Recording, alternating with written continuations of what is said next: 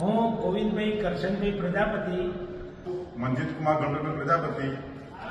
મને ભારતીય જનતા પાર્ટીએ છેલ્લી ત્રણ ક્રમથી ખેરાલુ નગરપાલિકામાં ભારતીય જનતા પાર્ટીએ ટિકિટ આપી અને હું નગરપાલિકાના શાસનમાં વહીવટદારમાં વહીવટ કરું છું, કોર્પોરેટર છું.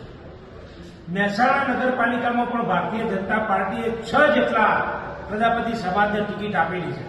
ગોઝારિયામાં જિલ્લા પંચાયતની પણ ટિકિટ આપેલી છે. અલગ અલગ તાલુકા પંચાયતમાં પણ ટિકિટ આપી છે.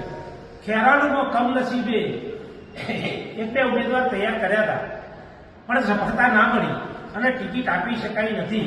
પરંતુ જે દિવસે ભારતીય જનતા પાર્ટીની સરકાર નથી, આખા ગુજરાતમાં એક જ સીટ ભાજપની આવી હતી, ડોક્ટર એ.કે. પટેલ સાહેબની મહેસાણા, એ દાડે પણ આ સમાજનું ઉદ્ભવ સ્થાન પણ પ્રજાપતિ સમાજ છે. ભારતીય જનતા પાર્ટીને કાયમ બિલકુલ વફાદાર રહેલો સમાજ છે, જેને કહેવાય કે ભાજપ એટલે પ્રજાપતિની પાર્ટી.